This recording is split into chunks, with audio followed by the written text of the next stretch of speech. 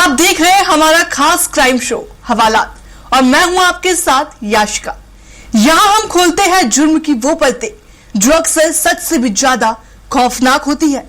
यहां हर कहानी सिर्फ एक वारदात नहीं बल्कि सबक भी होती है, क्योंकि अपराधी कितना भी शातिर क्यों ना हो, कानून के शिकंजे से बच नहीं पाता। हम आपको दिखाएंगे वो सच जो पर्दे के पीछे छिपा रह गया। तो तैयार हो जाइए जुर्म की दुनिया का सामना करने के लिए, क्योंकि अब उठेगा हर रात से पर्दा।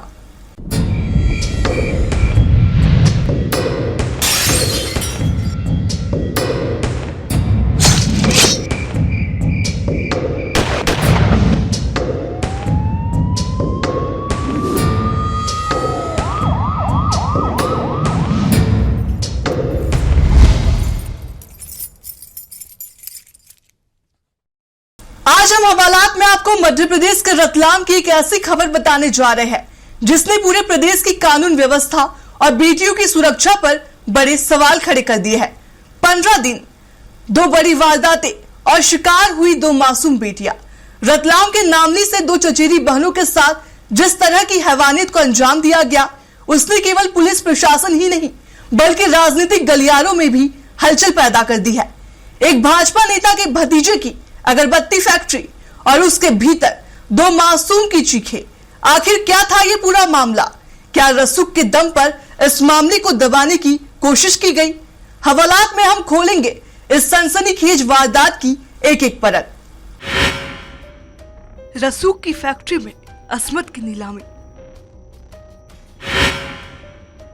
दरिंदों की हैवानियत का शिकार हुई मासूम। आखिर क्यों मामले को दबाने की गई कोशिश?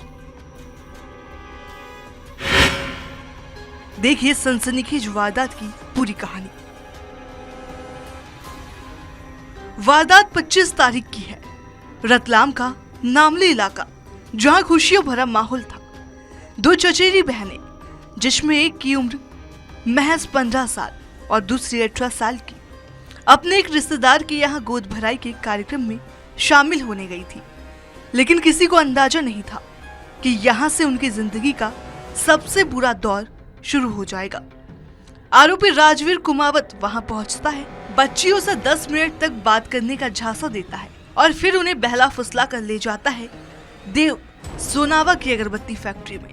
देव सोनावा, जो एक भाजपा नेता का भतीजा बताया जा रहा है, फैक्ट्री में सुमित जाट और पवन जाट पहले से मौजूद थे। राजवीर दोनों को अंदर छोड़ता है और बाहर से कुंडी लगाकर गायब हो जाता है। फैक्ट्री के बंद दरवाजे के पीछे जो हुआ वो और भी रूह कपा देने वाला है। सुमित जाट ने 18 साल की पीड़िता को कमरे में ले जाकर उसके साथ दुष्कर्म किया और विरोध करने पर उसे जान से मारने की धमकी भी दी गई। जब पीड़िता बाहर निकली तो उसकी 15 साल की चचेरी बहन रो रही थी। उसने बताया कि पवन जाट ने उसके साथ भी दरिंदगी की है, लेकिन दरिंदों का मन बस यही नहीं भरा।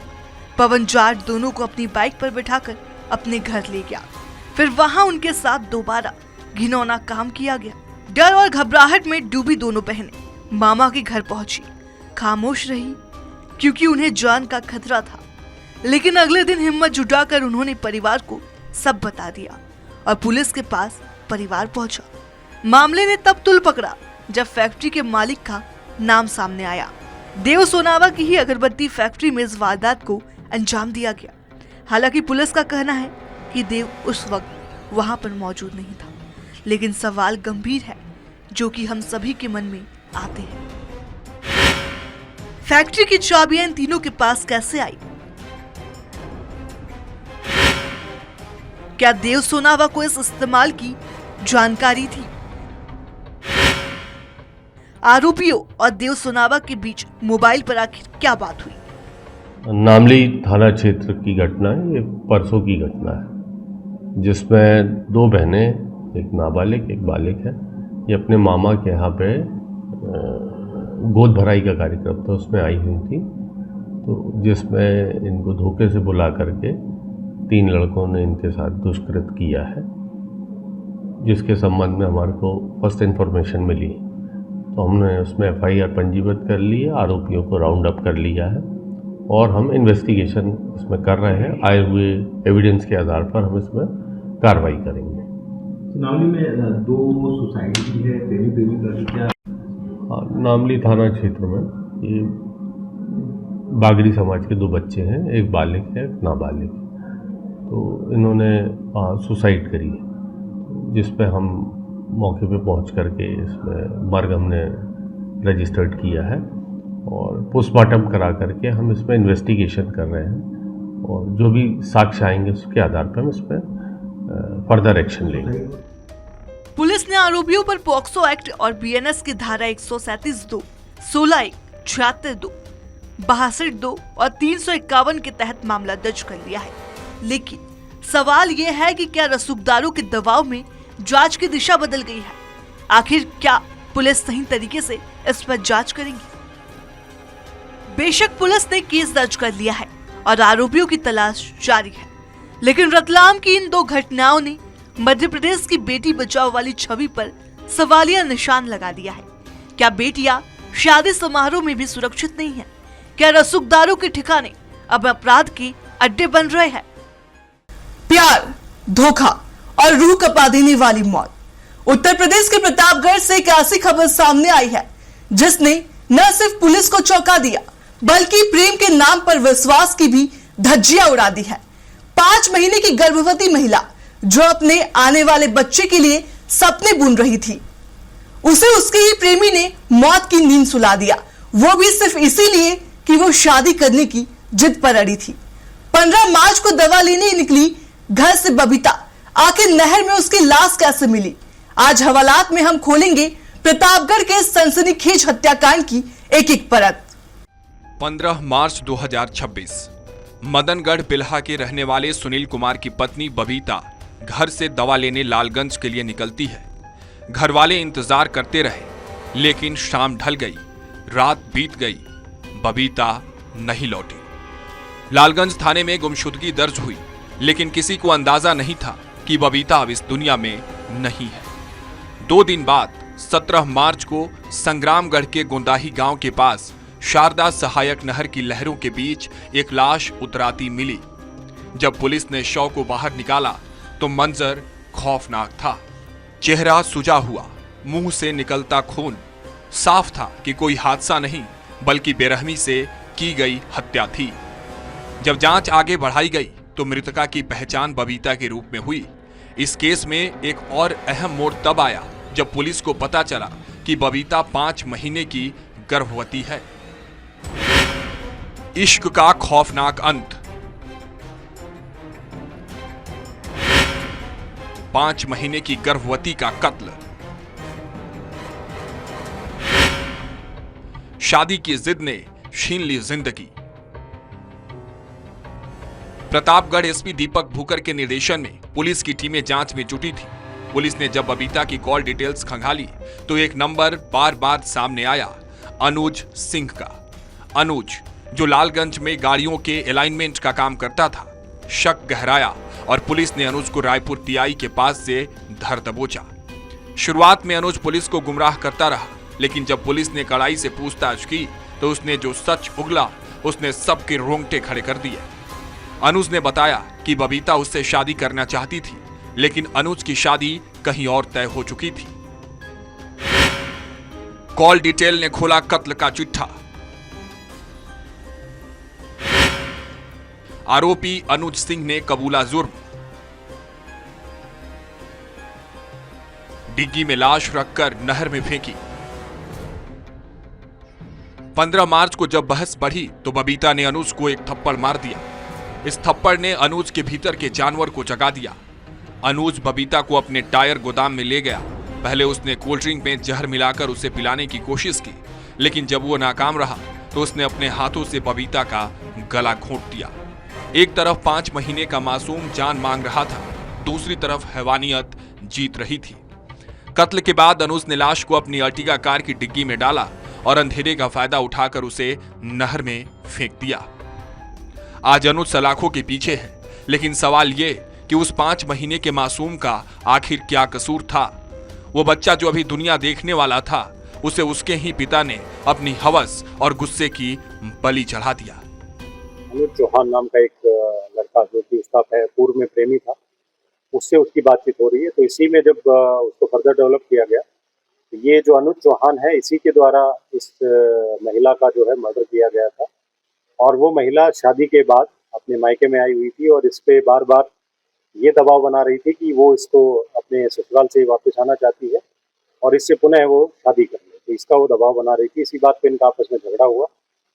जो अर्टिगा कार थी, उसी में इसने ये घटना कारित की थी। पहले उसको कोल्ड ड्रिंक में कुछ मिला के पिलाया और उसके बाद इसने गला दबा के उसको नहर में फेंक दिया था, उसकी बॉडी को। उसकी महिला का जो है वो पोस्टमार्टम किया गया और वो प्रेग्नेंट भी थी, लगभग 4 या 5 मंथ की उसकी प्रेगनेंसी भी थी। तो ये घटना जो है इसके प्रेमी के द्वारा ही की गई थी और बाद में इसकी बॉडी को डिस्पोज किया। कानून की नजर से कोई अपराधी बच नहीं सकता। अनुज ने सोचा था कि नहर का पानी उसके गुनाहों को बहा ले जाएगा, लेकिन कॉल डिटेल्स और पुलिस की मुस्तैदी ने उसे सलाखों के पीछे पहुंचा दिया। पैच। अनुज ने सोचा था कि नहर का पानी उसके गुनाहों को बहा ले जाएगा, लेकिन कॉल डिटेल्स और पुलिस की मुस्तैदी ने उसे सलाखों के पैच। अनुज ने सोचा था कि नहर का पानी उसके गुनाहों को बहा ले जाएगा, लेकिन कॉल डिटेल्स और पुलिस की मुस्तैदी ने उसे सलाखों के पीछे पहुंचा दिया। आज एक परिवार उजड़ गया और एक अजन्मे बच्चे की दुनिया शुरू हो। डिजिटल क्रांति जिसने लोगों की जिंदगी आसान बनाई है, तो वहीं अपराधियों ने इससे दहशत फैलाने का जरिया बना लिया है। इस बार हम आपको एक ऐसी खबर बताने जा रहे हैं जिसने पूरे प्रदेश में डर और दहशत का माहौल पैदा कर दिया है। मध्य प्रदेश में सुरक्षा व्यवस्था पर नया खतरा मंडरा रहा है। आए दिन प्रदेश में फर्जी बम धमकियों वाले ईमेल्स लगातार भेजे जा रहे हैं, जिससे सिस्टम बार बार अलर्ट मोड में आ रहा है। लेकिन जांच करने पर महज ये अफवाह निकलती है। कोर्ट, अस्पताल, आरटीओ और सरकारी दफ्तर, हर जगह इन ईमेल्स ने दहशत फैला दी है। लेकिन अब सवाल यह है कि आखिरकार धमकियां क्यों नहीं रुक रही और पुलिस इन डिजिटल अपराधियों तक क्यों नहीं पहुंच पा रही। हवालात में हम आपको दिखाएंगे फर्जी बम धमकियों का पूरा सिलसिला।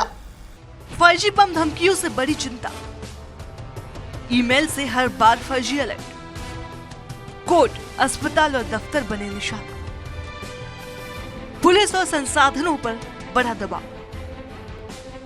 वीपीएन और फर्जी आईडी से ट्रेसिंग मुश्किल। प्रदेश में फर्जी बम धमकियों का सिलसिला लगातार जारी है। हर धमकी भरे ईमेल के बाद पुलिस और सुरक्षा एजेंसियां तुरंत अलर्ट मोड में आ जाती है।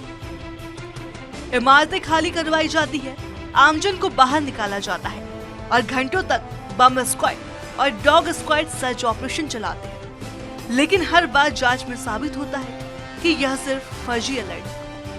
इन फर्जी मेल्स ने न केवल आमजन को दहशत में डाल दिया है, बल्कि पुलिस और प्रशासन के संसाधनों पर भी भारी दबाव डाला है।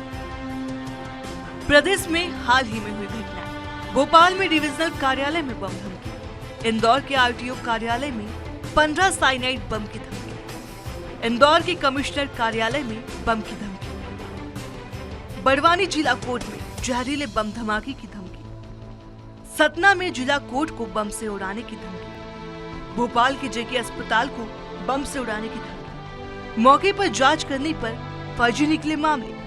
मौके पर पहुंची टीम को जांच में कुछ नहीं मिला। तकनीक के इस दौर में पुलिस के सामने सबसे बड़ी चुनौती वो है इन ईमेल्स के सोर्स को ट्रेस करना। आरोपी वीपीएन, फर्जी आईडी और विदेशी सर्वर का इस्तेमाल कर छप जाते हैं। इन डिजिटल धमकियों को रोकना आसान नहीं, क्योंकि अपराधियों ने तकनीकी का इस्तेमाल अपने फायदे के लिए किया है। हाईटेक होने के दावों के बावजूद पुलिस अभी तक इन मामलों में ठोस सफलता हासिल नहीं कर पाई है। देखिए, इसमें अगर आप देखें तो पिछले 2 सालों में लगभग आधा दर्जन से अधिक घटना इस प्रकार की हो चुकी है, जिसमें कि चाहे वो पोस्ट ऑफिस की बात हो, चाहे फिर वो अगर गवर्नमेंट ऑफिस की बात हो, चाहे फिर एयरपोर्ट की बात हो, या फिर किसी बैंक की बात हो, या फिर किसी बैंक की बात हो, या फिर किसी स्कूल की बात हो। इस तरह की लगातार एक तरह के जो हॉट कॉल्स या फिर इस तरह के मेल्स आते हैं, जो थ्रेट मेल्स आते हैं, जिसमें कि इस तरह की बताया जाता है। इसमें चूंकि लगातार इसमें टेक्निकल एविडेंसेस के आधार पर इसमें जानकारी दी जाती है और इसमें जो हॉटमेल उसको मेल किया जाकर उससे जानकारी मिल जाती है। और फिर इसमें जितने भी जो केसेज है उसमें ये पता चला है कि वीपीएन का वर्चुअल प्राइवेट नेटवर्क का ये लोग उपयोग कर रहे हैं, जिसमें कि जो ओरिजिनल आईपी होती है वो हाइड हो जाती है और कहीं ना कहीं वर्चुअल आईडी दिखाई देती है। और ऐसी स्थिति में जो फ्लक्चुएट होती है, अगर सपोज टू भी कई बार सिंगापुर किसी दूसरे देश की आती है, तो ऐसी स्थिति में VPN से जानकारी देखिए, जब भी कोई थ्रेटन मैसेज हमारे पास रिसीव होता है, उसके 2 से 3 तरीके होते हैं। पहला होता है तो आपको व्हाट्सएप नंबर पे मैसेज आता है, दूसरा टेलीग्राम पे आता है, थर्ड वन इज काफी कॉमन होता है मेल। किसी भी संस्था, किसी भी संगठन या किसी भी ऑफिस के अंदर उसका जो ऑफिशियल मेल होता है उस पर मेल फॉरवर्ड किया जाता है। जब इसकी स्क्रूटनी करते हैं हम, जो प्राइमरी लेवल पे होती है, तो हम पता करते हैं कि ये जो मेल है ये रियल सर्वर से ना आते हुए प्रॉक्सी सर्वर का इस्तेमाल करते हुए भेजे गए हैं। जहां जांच करने पता चलता है कि जो भी क्रिमिनल है या जिसने मेल भेजा है, जो भी नोटोरियस पर्सन है, वो VPN का इस्तेमाल करता है। VPN वर्चुअल प्राइवेट नेटवर्क होता है जिसमें आपकी जो IP है वो रियल IP ना होते हुए एक फेक IP जनरेट हो जाती है। जब हम रिवर्स इंजीनियरिंग में इसको ट्रैक करते हैं, जब इन्वेस्टिगेशन प्रोसेस में इसको लेके आते हैं, तो VPN को लेटर लिखा जाता है, VPN से उस रियल IP एड्रेस की इन्फॉर्मेशन मांगी जाती है और इस स्क्रूटनी को आगे बढ़ाया जाता है। व्हाट्सएप कॉल के माध्यम से और रिकॉर्डेड मैसेज के माध्यम से हमारे शहर के एक व्यक्ति को धमकी भरा मैसेज आया था। इस पे हम लोगों ने प्रकरण दर्ज करके आगे की कार्रवाई प्रारंभ कर दी है और इसमें काफी तेजी से विवेचना की जा रही है। ये भी बात संज्ञान में है कि हमारे कुछ अन्य जिलों में भी, हमारे प्रदेश के कुछ अन्य शहरों में भी इस तरह के कॉल आए हैं, वहाँ की पुलिस भी उसमें लगातार कार्रवाई कर रही है। तो हमारी जो टीम इसमें कार्य कर रही है उनसे संपर्क में है और इसमें हम लोग लगातार कई प्रकार से हम जो कार्य करते हैं उस प्रकार से कर रहे हैं। एक इसमें बड़ी स्पष्ट चीज है कि कई बार ये जो बाहर के वो हैं, ये कोशिश करते हैं कि लोकल के किसी यूथ को, किसी हमारे साथी को सोशल मीडिया अन्य प्रकार से प्रभावित करके उसको किसी अवैधानिक कृत्य में शामिल करें। तो मैं उनसे भी रिक्वेस्ट करूंगा, कृपया किसी सोशल मीडिया के, किसी कॉल के, किसी अन्य प्रकार के बहकावे में आके किसी भी तरह का ऐसा कोई कृत्य ना करें जिससे कि आपको बाद में पछतावा हो और आप किसी बहुत ही कठोर वैधानिक कार्रवाई का हिस्सा बने। हर बार ईमेल के बाद सुरक्षा एजेंसियां घंटों तक अलर्ट पर रहती है। बम स्क्वाड, डॉग स्क्वाड और पुलिस का भारी बल तैनात किया जाता है। साइबर सेल, तकनीकी टीमें और केंद्रीय एजेंसियां लगातार मॉनिटरिंग कर रही है। फर्जी धमकियों के खिलाफ इंटरनेट प्लेटफॉर्म्स और अंतर्राष्ट्रीय सहयोग भी लिया जा रहा है। फर्जी बम धमकियां अब सिर्फ अफवाह नहीं रह गई, बल्कि सुरक्षा व्यवस्था के लिए गंभीर चुनौती बन गई है और गंभीर सवाल भी खड़े करती है। आखिर कब तक बदमाश इसी तरह पुलिस को और प्रशासन को गुमराह करते रहेंगे और हम हाथ पर हाथ धर के बैठे रहेंगे। संभावित कार्यालय को बम से उड़ाने की धमकी देने के बाद एक समय BDS और उसके साथ ही पुलिस प्रशासन के लोग संभावित परिसर में पहुंचे और संभावित परिसर को खाली करा लिया गया। बताया जा रहा है कि सौरभ नाम के एक युवक के नाम से मेल आया था श्रम विभाग को और उसके साथ ही संभावित कार्यालय को। इस वक्त मैं संभावित कार्यालय के बाहर मौजूद हूँ। तस्वीरें देखिए कि पूरे संभावित कार्यालय को सुरक्षा के लिहाज से खाली करवा लिया गया है। यहाँ पर कोई भी व्यक्ति अंदर नहीं है। इससे पहले यहाँ पर पुलिस प्रशासन और उसके साथ बम स्क्वाड की जो टीम है वो पहुंची थी और बम स्क्वाड की टीम ने यहाँ पर सर्चिंग की और सर्चिंग करने के साथ ही यहाँ पर जो जानकारी है वो जुटाई गई है। डॉग स्क्वाड की टीम भी यहाँ पर पहुंची थी और जिस प्रकार से साइनाइड बम की बात सामने आ रही है, साइनाइड बम से उड़ाने की यह धमकी दी गई थी बाथरूम में और जो अन्य जगह वहाँ पर जो बम है वो रखने की यहाँ पर धमकी भरा जो ईमेल है वो यहाँ दोनों विभागों को मिला था। और सबसे बड़ी बात यह है कि जैसे ही यह धमकी भरा मेल मिला उसके बाद तमाम जो अधिकारी है वो खुद मौके पर पहुंचे और मौके पर पहुंचने के साथ ही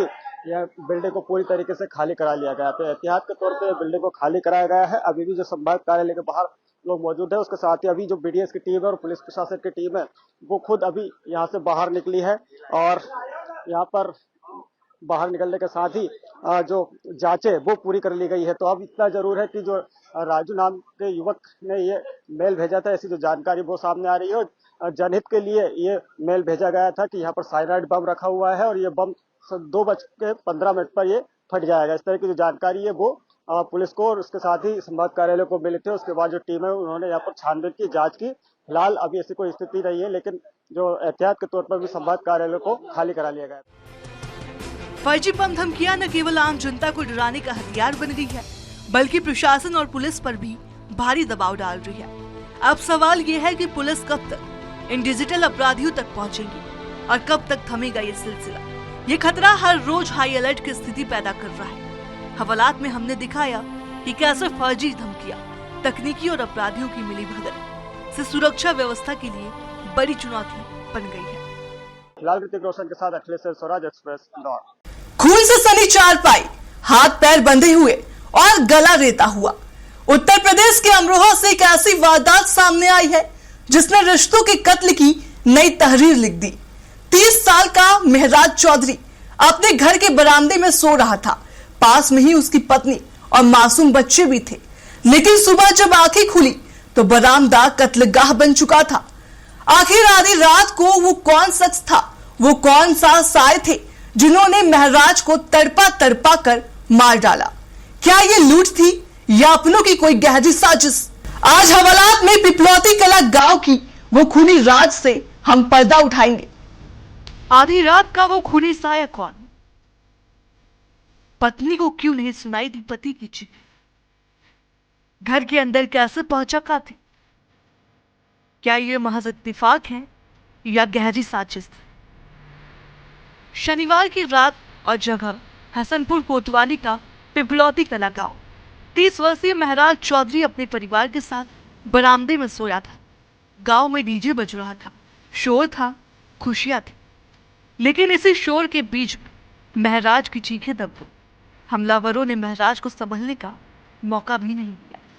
उसके हाथ पैर बांध दिए गए और फिर धारदार हथियार से उसका गला रेत करके उसकी हत्या कर दी।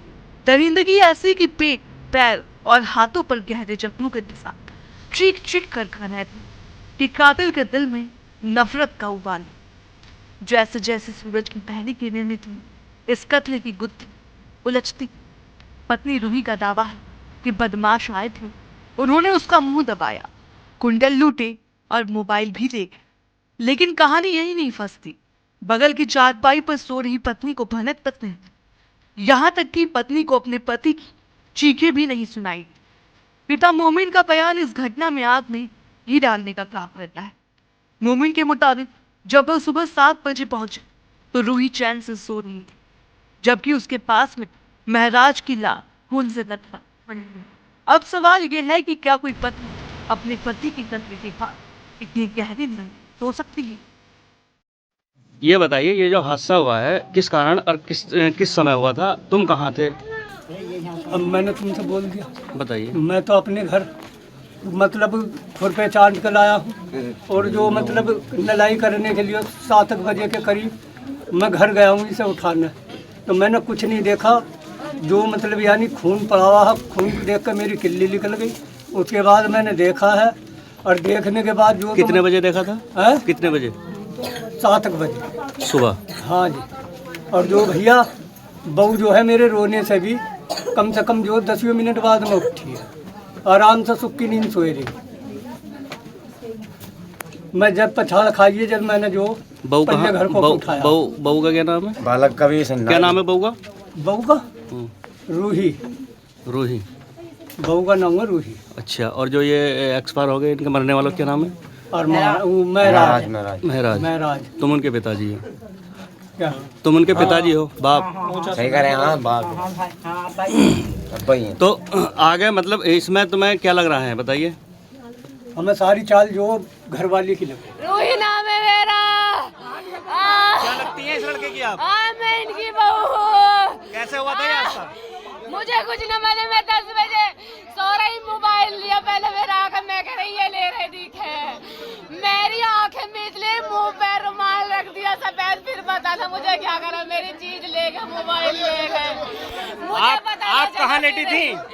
मैं यहाँ लेटी थी। और ये आपके घर वाले कहाँ पे थे? यहाँ पे ही लेटे थे। तो आपको पता कुछ है? मुझे कुछ पता नहीं है भैया। मतलब इनके साथ में इतना और आपके जो घर वाले वो कहाँ रहते हैं? आपके घर वाले, आपके परिवार वाले कहाँ रहते हैं? सासू ससुर आगे रहते हैं। कहाँ पे रहते हैं? आगे घर है, वहाँ पे रहते हैं। कितनी दूरी पे घर है? थोड़ी दूर है। इस केस का सबसे दुखद पहलू है महराज के 2 मासूम बेटे, 4 साल का फरमान और 30 साल का अली। वारदात के वक्त फरमान अपने पिता की चारपाई पर ही सो रहा था। मासूम के कपड़े पर लगा पिता का खून इस बात की गवाही दे रहा था कि उसकी मौत का वो नंगा नाच अपनी आंखों से देखा होगा। पुलिस कप्तान अमित कुमार आनंद के निर्देशन पर फॉरेंसिक टीम एक सबूत इकट्ठा कर रही है। फिंगरप्रिंट्स एक्सपर्ट को यकीन है कि कातिल ने कोई न कोई सुराग जरूर छोड़ा होगा। हम किसी का नाम नहीं लिखवा सकते, सारा मैटर बहू खोलेगी। सही बात। मतलब तुम्हें ये है कि मतलब मेन मुद्दा जो है बहू है। अच्छा, उसकी खाट भी बराबर बिछ रही है ना। ये बच्चे कितने हैं इनके? इसके पास 2 बच्चे, एक 2 बच्चे, एक बच्चा ये है, जो बड़ा है और एक छोटा है। अच्छा, क्या नाम है बच्चे का? इसका फरार। अब क्या चाहते हो तुम? मैं क्या चाहता हूँ साहब, मैं तो ये चाहता हूँ कि जो सब मेरे साथ में हुआ सारा गलत हुआ, गलत करने वाले के साथ में जो तो कानूनी कार्रवाई सख्त की जाओ। अब मेरे पास रह क्या गया, मेरे पास क्या रह गया? थाना हसनपुर क्षेत्रांतर्गत ग्राम पिपलौती कला में आज सुबह एक युवक उम्र 35 वर्ष नाम मेराज की घर में धारदार हथियार से हत्या करने की सूचना प्राप्त हुई थी। मौके पे तत्काल पुलिस पहुंची। इसमें युवक के गले और हाथ पर कट मार्क्स हैं। इसके घर में ये और इसकी पत्नी और इसके 2 बच्चे रहते हैं। प्रकरण के संबंध में जांच की जा रही है। तहरीर प्राप्त कर इसमें मुकदमा पंजीकृत किया जा रहा है। शीघ्र ही घटना का अनावरण कर दोषियों को गिरफ्तार किया जाएगा। अमरोहा जनपद से दलानवाट की घटना सामने आई, जहां घर में सो रहे एक व्यक्ति की गला देखकर हत्या कर दी। इस हत्या से क्षेत्र में सनसनी फैल गई। सूचना मिलते पुलिस मौके पहुंची, जहां पुलिस पूरे मामले की जांच पड़ताल में जुटी हुई है। ये पूरा मामला हसनपुर कोतवाली क्षेत्र गांव पिपलौती कला का है, जहां मेराज अपनी पत्नी रूही और अपने 2 बच्चों के साथ घर में सो रहा था। अज्ञात हमलावरों ने रात में उसकी गला देखकर हत्या कर दी। हत्या की वजह यह है कि उसकी पत्नी बगल में सो रही थी, लेकिन उसको किसी भी तरह की आहट नहीं हुई। तो उसके पिता सुबह उसको उठाने के लिए पहुंचे तो वो खून से लथपथ स्थिति में पड़ा हुआ था और करीब 10 मिनट के बाद उसकी पत्नी उठी। सूचना मिलते ही पुलिस मौके पहुंची, जहां पुलिस ने मेराज के सबको कब्जे में लेकर पोस्टमार्टम के लिए भेज दिया है। उधर मेराज के पिता का सीधा आरोप है कि उसकी हत्या जो कराई है उसकी पत्नी ने कराई है, क्योंकि जब वो पास में सो रही थी, जब उसकी अज्ञात हमलावर हत्या कर रहे थे, तो उसको किसी भी तरह की आहट क्यों नहीं हुई। पूरा शक उसके पिता का उसकी पत्नी रूही पर है। अब पुलिस पूरे मामले की जांच पड़ताल में जुटी हुई है कि हत्या किसने की है। इस पूरे मामले में एसपी अमित कुमार आनंद ने कहा कि सबको कब्जे में लेकर पोस्टमार्टम के लिए भेज दिया गया है। तहरीर का आधार पर मुकदमा दर्ज किया जा रहा है। जल्द ही घटना का खुलासा किया जाएगा। कानून की नजरों से कोई अपराधी नहीं बच सकता, लेकिन अमरोहा का ये केस समाज के चेहरे पर तमाचा है। एक शख्स जो अकेला था, जिसकी मां बचपन में ही चली गई थी, जो अपनी पत्नी और बच्चों का सहारा था, आज उसी के घर में उसकी ही जान ले ली गई। पुलिस ने पत्नी रूही को हिरासत में ले लिया है, क्योंकि शक की सुई घर के अंदर ही घूम रही है। क्या ये किसी प्रेम प्रसंग का नतीजा है या संपत्ति का विवाद? इंतजार है उस सच का जो इस खूनी रात का नकाब है। अमरोहा से स्वराज एक्सप्रेस के लिए कपिल कुमार। तो आपने देखा कैसे एक छोटी सी लापरवाही या एक पल का लालच जिंदगी को बर्बाद कर सकता है। याद रखिए, कानून की नजर से कुछ भी नहीं छुपा। अगर आप सुरक्षित रहना चाहते हैं तो सतर्क रहिए, जागरूक रहिए। हम फिर लौटेंगे एक नई कहानी के साथ, एक नए खुलासे के साथ। हवालात में बस आज के लिए इतना ही। देश और दुनिया की तमाम खबरों के लिए देखते रहिए स्वराज एक्सप्रेस। नमस्कार।